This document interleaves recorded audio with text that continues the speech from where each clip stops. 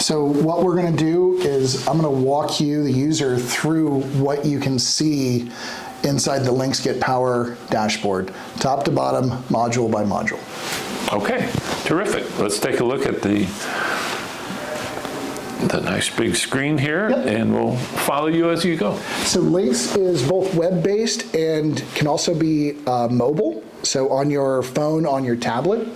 The only difference being is that on mobile platforms, certain, let's say, options are suppressed due to the fact that a mobile device doesn't have the horsepower to deal with big data aggregation. Yeah. So as a user, we can see that I'm looking after what we call in Southern America, all of our showroom machines. This is all the machines we have here in America, Mexico, Italy, Austria, all of our showrooms throughout the world. They're all connected.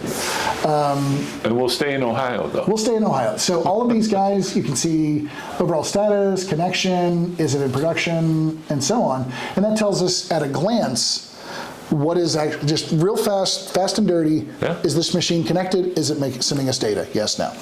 Okay. So we're going to select, we'll select laser, this guy, I guess. So we select the machine, and from there, as the user, everything on the left on the tree is relevant now only to that particular machine, Mr. Laser 1191. As an end user for Dave Incorporated, for example, if we have, say, 10 machines, I will only see, because I'm only going to see the machines for Dave Incorporated. So we partition the data from customer to customer to customer. Okay, everything's safe and secure. The push of data is only one direction, so we're highly sensitive to the, let's say, security requirements in the modern era.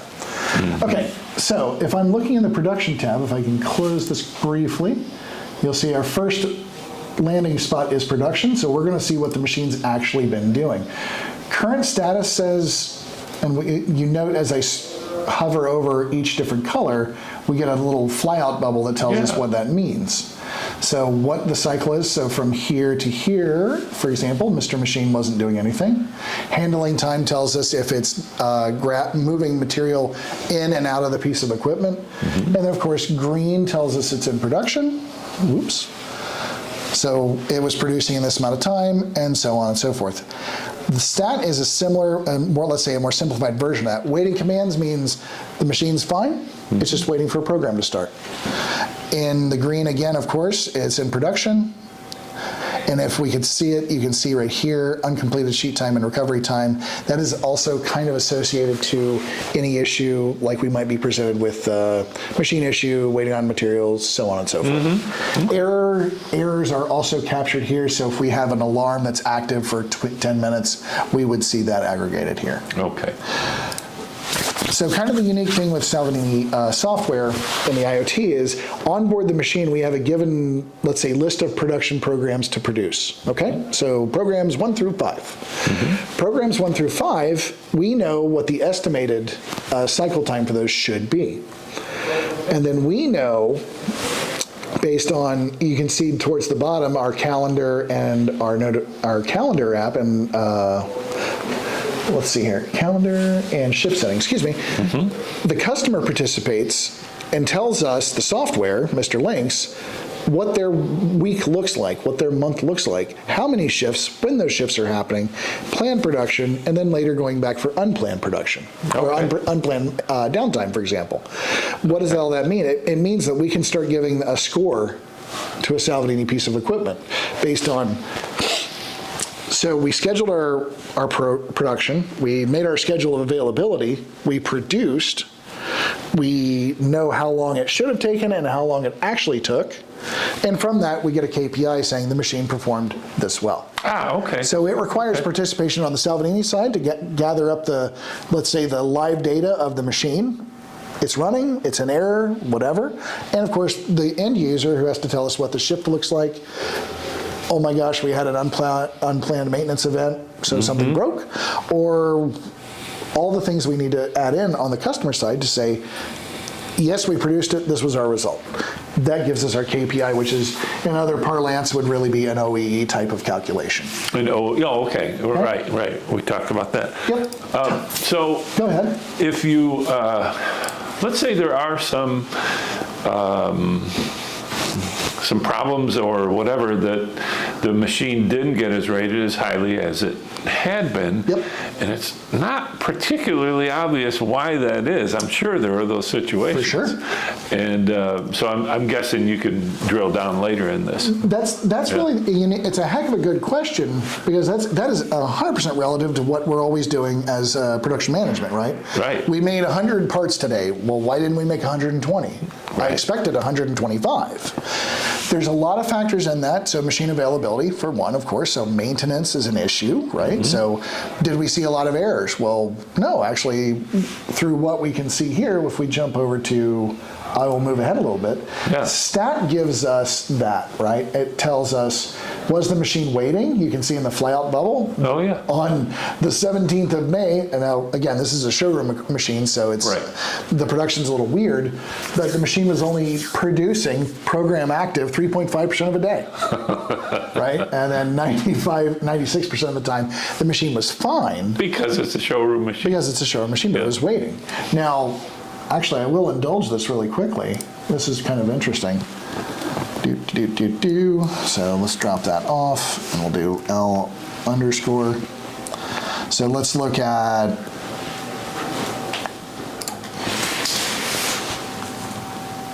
and if I look at the stat, this is a customer's machine, just to give you a better flavor. Now you can see what it is. This is reality, right? Okay. So for example, on the 16th of May, that piece of equipment was in production 73.4% of the time. It was only waiting commands 20% of the time. We had 0% error. We had some inactivity time accrued there. So what that tells me, with my experience, is that their customers actually charging this piece of equipment quite well. Okay. Now, it's interesting, if you look down on a day like May the 7th, it's almost flip-flopped, right? Yeah. That right there, in its most basic sense, the machine seems fine, not reporting errors, Right. but it's waiting commands. Yeah. Why? That's what I'm talking about. That's the question. Yeah. So at the most basic level, Yeah. I can go down to my floor supervisor, my production supervisor that looks after whatever shift, and say, okay, what happened on the 7th? Why? Oh, well, the operator was called off and sick, and we didn't have a replacement operator. Simple. It gives you the clues to start understanding the why, right? Yeah. Because we can't start somewhere without a direction, right? It could be a customer change. It could be a lot of things. 100 different things. Yeah. It could be legitimately Phil, the operator, is the worst operator in the world, and we should fire him. Which probably is true. I'm a terrible operator. You wouldn't be as bad as me. So let's carry on with the customer's machine. I don't see an issue right here. For sure. So you can see their KPI is pretty flat here, and then it starts climbing. So again, if I'm Dave, the owner of Daveco, I can see that things are generally looking fairly good in health and well-being. And we're going to talk a little bit more about this in a bit too. Yeah. And it dives down and goes up. Whoops, excuse me. So timeline, we talked about this briefly. This again gives us that graphic representation. Again, always think of, I'm the different user inside of Lynx. I'm the production guy. I'm the leader of the company. I'm the production manager. I can look here at a glance and see what days look interesting and what don't. Yeah. Based really, again, on that so basic thing where okay, we're in recovery time. Their day on the 16th was pretty chaotic. 14th was a Sunday. They're probably off shift completely. They probably started back into production late in that afternoon, evening, and so on and so forth. As we need more meaningful information, let's say more specific, we go farther and farther down the tree.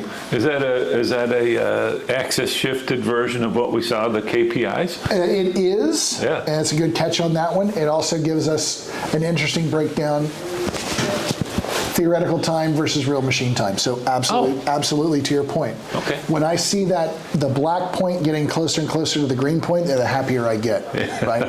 When I see a situation like, let's say this, a little bit exaggerated, obviously it was taking longer than.